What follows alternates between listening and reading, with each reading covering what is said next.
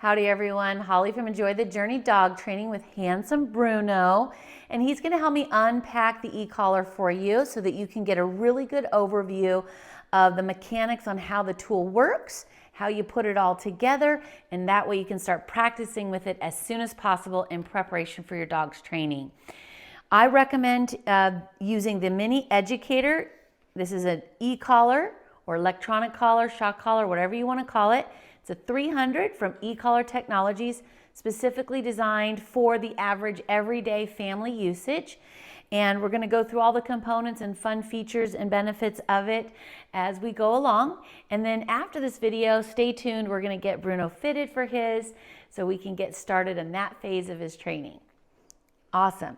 So again, we've got a Mini Educator 300. Most of your dogs, all sizes, will shapes, breeds, fur densities, no fur, lots of fur, can use this because there's lots of adaptations for the contact points. So let's go ahead and unpack this.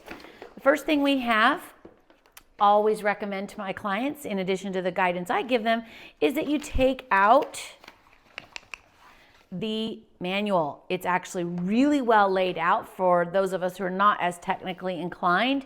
Highlight it, write in it. There's going to be a lot of extra functions that I don't expect my families to know or use, but I want you to know the capabilities. So do take a look at the manual. We also have a few little extra goodies in here. I won't take them out of the bag, but you've got some tools. This is like a little lug nut to take off the contact points. This is a stem or current check tool that you can check the current. And this fancy little tool is to take off these covers, which are modular. You can actually pick different colors and designs. Mr. Bruno's owner has opted for the yin and yang, which is so cute. It's got the human hand and the dog paw, bringing that communication together. So you got those fun things. You've got a lanyard. You've got some extra contact points. You've got the remote. This is the part for the human. And you've got the receiver or collar. This is the part for the dog. Goes on the dog's neck. We'll talk more about that. And then, of course, we've got a charger. What's really cool is it's a 2-port, so you can actually charge both devices at the same time. I always say, you know, just like your cell phone, plug it in every night. Make sure it's fully secure, and you're sure to have a good charge. On that note, a couple quick features about the eCollar Mini Educator. Again, from eCollar Technologies, not a sponsored video, just what I recommend. Super easy for families to use. But the remote is good up to a half a mile away, and both devices are actually water submersible. Ask me about the kayak trip sometime. But yeah, the only thing you'd want to keep in mind is if you're swimming your dog, you're at the lake, you want to make sure that the charging ports here on the back of the receiver and the back of the remote are closed completely. If water were to get in there, it's not going to be a huge deal. You want to get it out as soon as possible.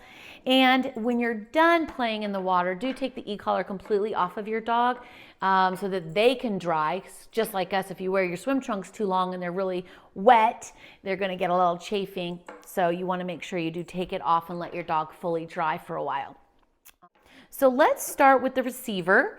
On the receiver, you can see it obviously has a strap. The standard one that comes with it is just a really long strap. You cut it to fit, and it has what we call a regular buckle, just like you would on a belt, looping it in, you know, finding a nice snug fit, which we'll talk about when we do Bruno's fitting. And you've got 2 little backups where you can slide it through. Again, you can trim it to fit. If your dog's fully grown, if they're new to you or still growing, I recommend leaving it, and I always make this cute little bow tie. These straps do come in different colors and features as well. We've got one here that just has a bungee. This is one of my favorites, okay? Gives a little bit of give. Think of it like, again, a brand new pair of shoes. Your dog has to get used to wearing it. And this just helps them break it in a little bit. You still want to make sure it's always a snug fit. So this is the strap with the bungee and the buckle. And then you have a strap here that has not only the bungee, but also a buckle, or a quick snap, I should say. Quick release is what eCollar calls them. And that does make it nice and easy to get on and off, although I really recommend you practice connecting it, okay? You also have to be mindful if you have a really small dog, you might not have a lot of real estate if you opt for both of these features. So I usually suggest one or the other. And then if I had to choose one over the other, I always choose the bungee for most of my clients, okay? All right, so those are the straps you can add to that. But going back to the receiver, this is again the part that goes on your dog. It is a muscle stimulator, and it really can go anywhere on your dog's neck. I try and avoid the trachea because there's not as much muscle there, and of course that's a part that moves a lot. So get it nice and snug anywhere from here all the way back is again very important. So on the receiver, we've got contact points here. These are the standard little short stubby ones. Again, you've got longer ones. They make different ones like wingtips I use on my Huskies. They've got comfort pads made out of titanium. If you have a dog that is, really thin furred, like your pitties, or if they have allergies, you can get hypoallergenic ones. So that's pretty cool. But those are your contact points. That's what's going to be touching the dog's muscle and needs to stay in constant contact. Quick side note, always rotate your collar every 3 or 4 hours so that your dog doesn't develop pressure sores. It does not emit heat like a burn, unlike your cattle fences, or if you stuck your fork in the outlet, different kind of current there. But you do want to rotate it so you don't get pressure sores, just like if you had a watch on and it was too tight all the time, you'd get a little indentation in you and maybe even eventually a little rub. So just rotate the collar every 3 or 4 hours. Your dog can wear this in the kennel if they're having any behavioral issues like whining or barking overnight, that kind of stuff. But otherwise, you typically want to wear your eCollar all the time when you're able to communicate with your dog and check on them regularly. Unlike your prong collar, that you always want to take off whenever they're unsupervised, and do not leave the prong collar on in the kennel. These can stay on though if you need to. All right, on the strap, hopefully you can see there, we'll zoom in hopefully on editing, but you've got a little red dot that's actually a magnet, and then you've got a little display here. We'll see that work here in just a moment. So there's no on and off button on the receiver. In order to turn the collar on, you have to pair it with the little red magnet that's on the remote. So hopefully you can see this here. Boop, it just turned green as it came on. Got to be careful not to accidentally swipe it because it goes right off. So green is on, red is off. There we go. I think we got that. You'll also notice that this continues to flash green. When we turn the remote on, you'll see how the two are what we call paired together. Again, this is all in your manual. Please read through that as well. Get familiar, okay? So that's your receiver. That's your collar. That's what goes on the dog. This is their cell phone so they can hear you when you're talking to them, okay? This is the real fun part. Highly recommend my families as they're preparing for training. I do leave them a demo collar so they can get familiar with it. So I highly recommend they spend some time holding it. Get used to it. For you that are big game Xbox game people, you'll know that muscle memory is really important. But it's pretty comfortable. It is made for right-handed people, but don't worry, it still works for left-handed people. You just can't see the display, which honestly you don't tend to look at very often after a while once you get a lot of practice in. Okay, so practice, get familiar, and you'll feel that much more comfortable when your dog comes home. Okay, so on the receiver on the back, we've got a couple buttons. We've got this big one. It has an L on it, and right next to it, it says on, off, and light, right? So the first thing is it will turn the remote on. I'm gonna hold this button down for a moment or two till the display goes on. So you can see there, now the remote is on, okay? So I've got it paired to the eCollar, and the remote is on, and so you should see two flashing green lights, little smiley face here display, and then the display there, right?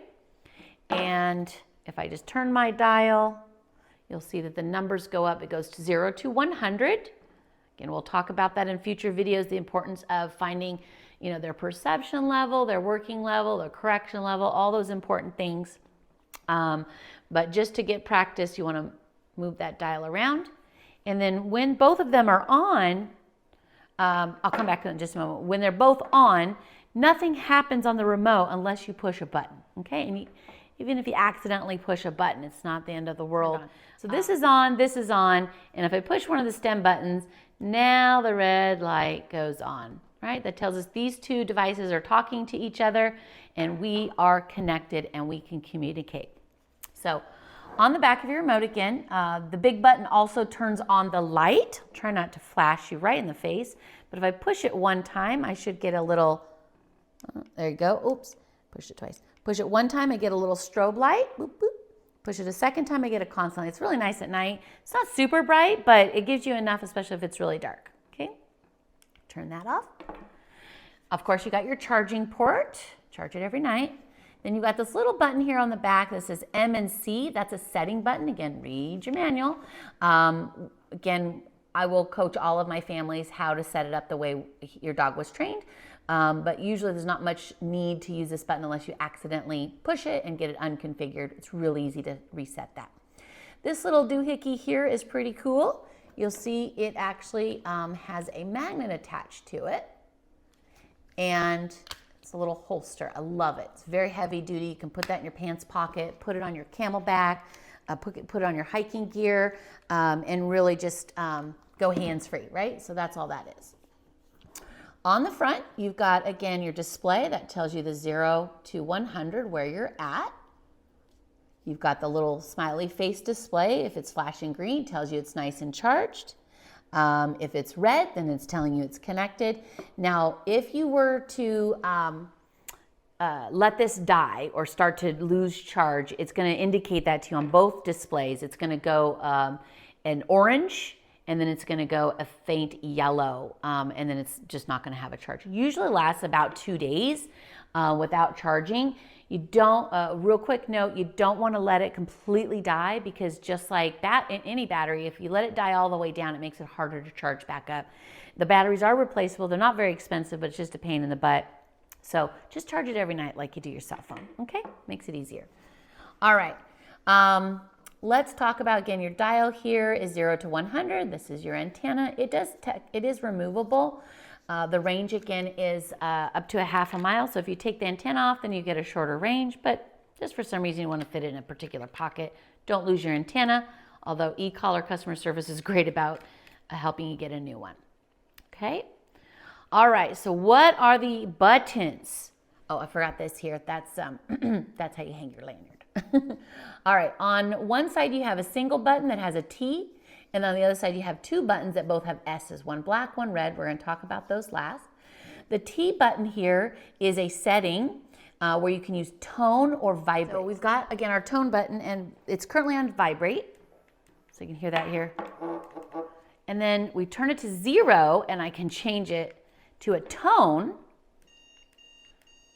The tone, if you hold this button down, goes for about 3 seconds, and then it does emit a stem afterwards at whatever you set it. I don't use that a lot with many of my clients, but some of my clients I will use a tone recall feature. And again, that could be special to your dog and your family. But for the most part, the tone is really just a attention getter, kind of a marker, if you will, to have your dog pay attention to what you're going to ask them to do. Again, future videos on that will come, but that's all that button is. Here's the important ones. Okay, we got a black S and a red S. These are your stimulation. Again, this is a muscle stimulation. If you've ever had a TINS unit at the physical therapist, at your chiropractor, you'll be very familiar with it. Although I've had quite a few clients that use those regularly with their doctors, and they say this nowhere compares to what they do at their doctor's office. This is much lower level, if you will, intensity. Plus our dogs are very, very perceptive. So the levels that we feel it at typically are much higher than what they feel it at.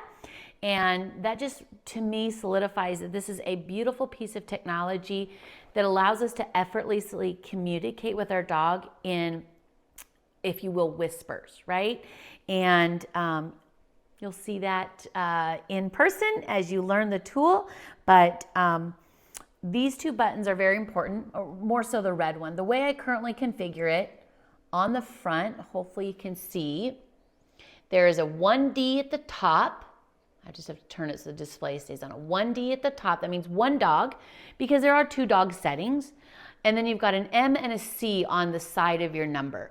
And that just tells you how it's currently configured. Remember the little button on the back? We've got an M for momentary and a C for continuous. The way I send most of my families home makes the black button momentary. That means it just gives one tap of stimulation. No matter how long I hold this button down, it literally, you can see here how long the red light stays on, one tap.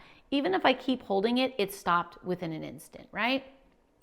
The red button is the C, that's continuous. Continuous is up to 10 seconds. Again, no matter how long I hold the button, which 10 seconds is a lot longer than you think, it actually will stop giving stimulation at 10 seconds. So there it goes, I'm still holding the button.